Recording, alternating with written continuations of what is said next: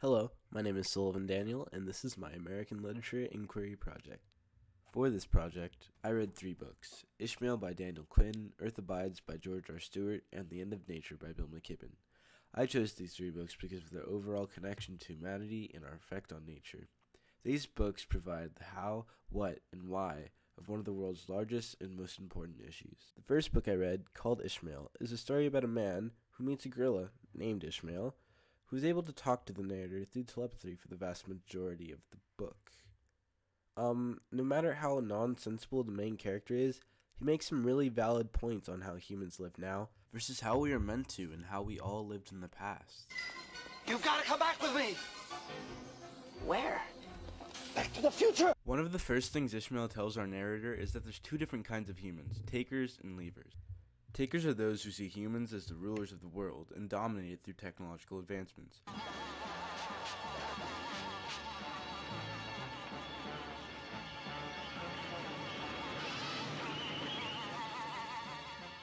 While leavers live simply and follow the basic laws just like any other species, much like in a traditional hunter-gatherer society. Hey, there you are. Oh my, I don't think you want to be gathered, you want to be eaten.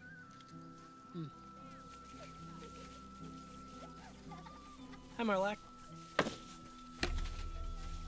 there won't be any berries in the fruit salad now, so we all lose. One of Ishmael's main reasons why the human race is mostly takers is because of the way we view evolution. He used an analogy of a jellyfish getting interviewed by an anthropologist on how the creation of the jellyfish came to be. And the jellyfish said, "For many millions of centuries, the life of the world was merely microorganisms floating helplessly in chemical broth. But little by little, more complex forms appeared. Single-celled creatures, slimes, algae, and so on. But finally, the jellyfish appeared." Ishmael uses this in a satirical manner to show how idiotic the thought is that humans are the end of the evolutionary chain, just as the jellyfish thought that he was the end of his. Because of the idea that Homo sapiens is the last species to evolve, we treat the world with no remorse, as if it were only meant to suit us, and not our predecessors, and their predecessors, and so on and so forth. The book ends with Ishmael dying of pneumonia, and the narrator is left to spread the teachings of Ishmael to the rest of the world by himself. The second book I read is called The End of Nature by Bill McKibben.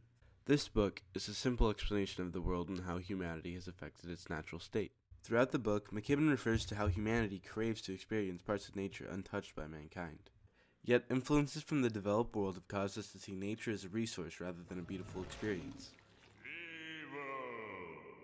McKibben believes that although there are some untouched regions of the world, mankind's alterations of the earth have caused all areas of the world to be scarred in some way, meaning that true wilderness is nothing more than a concept now. McKibben also argues that the world is slowly losing all natural landscapes and will eventually be replaced by an artificial, man-made replica entirely. Why?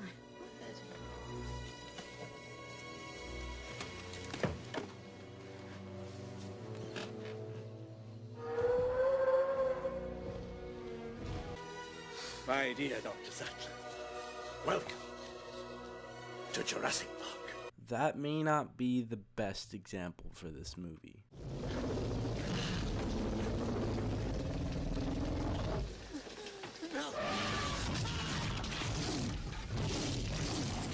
I think you get the point now. Bill McKibben has a multitude of discussions about acid rain, the burning of fossil fuels, destruction of natural rainforests, and the list goes on.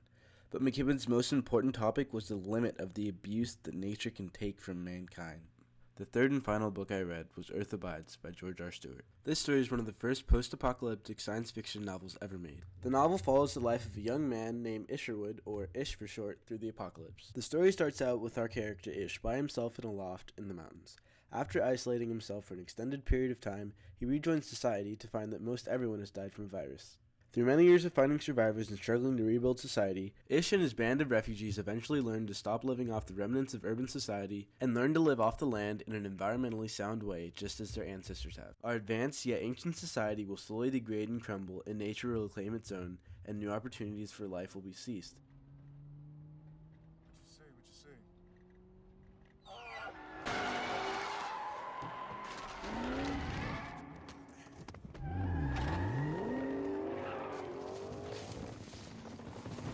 The idea that mankind must commit mass suicide in order for Earth to regain environmental peace, is strongly represented in this novel.